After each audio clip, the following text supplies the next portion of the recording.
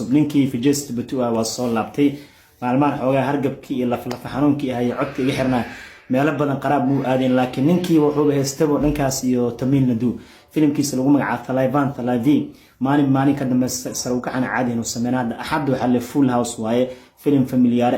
action argudasho jacayl nin naagtiis isku dhacayaan waxa ka buuxa allaal wixii u baahnaan familiar helaan reer Tamil Nadu axad houseful oo buuxa jimcadii ganacsi uu ku bilowday sabdigi dabcan sar u kacu sameeyay axad cirku gale jaa waxa la markay filimkan Blockbuster Return waa familiar isku soo baxeen sida caadigan reer Tamil Nadu hadee famil ahaan ku garab istaagan filimkaas lagama foqo marka maxkamantida xataa waxay u soo qoreen ma arkin indhaha istaado ka wardanba ninkii Fijaysta Batua filna u soo baxay idinkan waa in hoos baxay annaga ay hoos baxay laakiin ugu dambeyntii waa soo qabtay waa soo helay marka Taliban horta xaasla fiina sheekada filimkan maxaa laga dhahay kadib aan guda galeynaa ganacsigiisa wixiisa sababta conceptiga aad iyo soo jiitay iyo qaabka loo dhigo symbol wax cusub kuma jiraan waa isla eeganaa marka muhiimadda waxay tahay Fijaysta Batua isbaag saaxib uu soo laabtay filimkii ugu dambeeyay Malaysia la joogo dabcan waa ka fashilmay waa ka warqabnaa kan hadda ku soo laabtay filimkan waxa lagu magacaabaa Taliban yaa la wada mataqaaniin wada talent aniga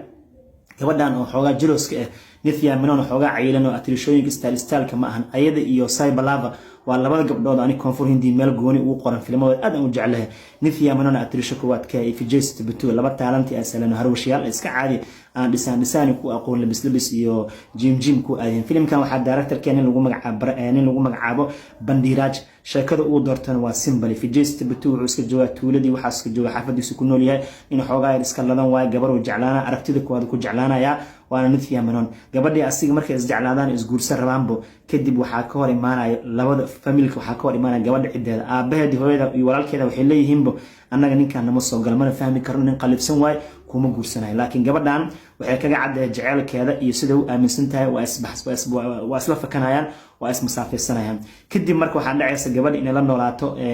Fijaysta Batua familkiisa ayadan mushkilo waxa ku noqonaya qaab laakiin humor shactira loo dhigay laakiin dib waxay kala kulmaysaa sodohdeeda iyo waxay kala kulmaysaa iyo dumaashadeed macnaha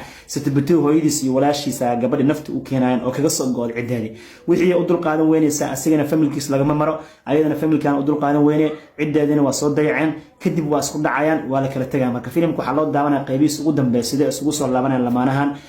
Fijaysta Batua gabadha familkeeda soo aqbalayaan gabadhan waxa la eedan dabcan marka hore daacadnimada wiilkan uu qabtay isoo u soo raacday iyo sida uu xumeeyay hooyada iyo gabadha kaleeto khilaafaadka sida loo xalinayo ayaa filimka loo daawanaa waxa aad loo amaanay marka performance wise director-ka labadan ku dhisay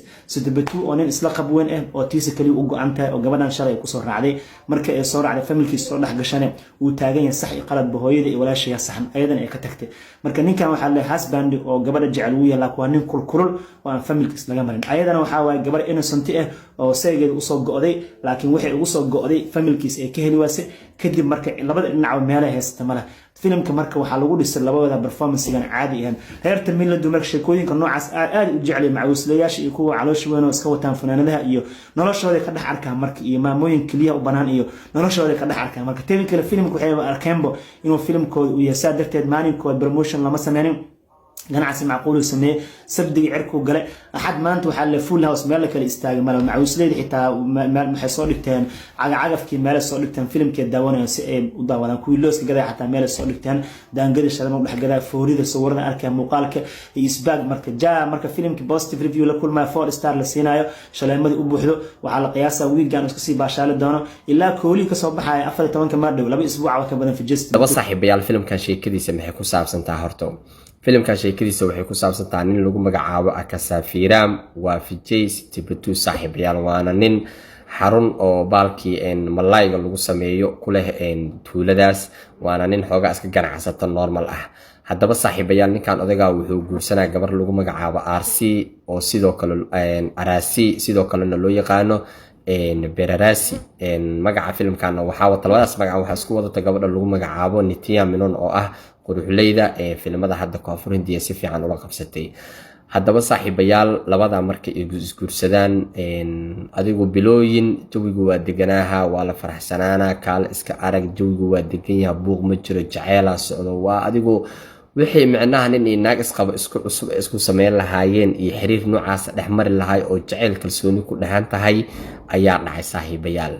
laakiin after guurka kadib markii bishii malabka laga soo baxay muddo adiga la wada noolaay la wada raaxaystay kaal iska arag la noqday waxaa dhacayo arrimo si kadis ah ku dhacaya ayaa jiro aan la shaacinin laakiin si qoyska ku kalifaya in uu burburo saaxiibayaal ninka lagu magacaabayo Akarsafiraam waa nin aad u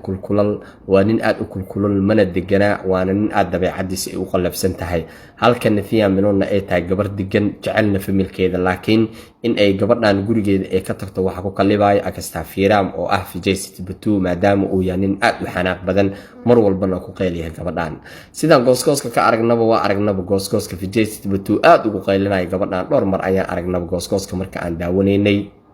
haddaba marka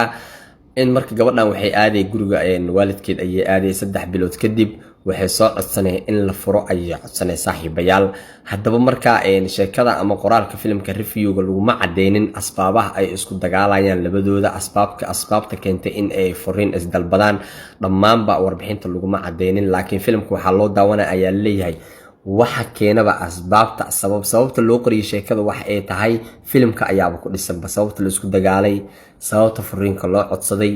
anugta yare meesha ka dhalan doonto miyaa dhibaatada ka dhex jirtaa lama yaqaano kulley sababtaas ayaa filimka loo daawanaa marka familkii quruxda badnaay baalkii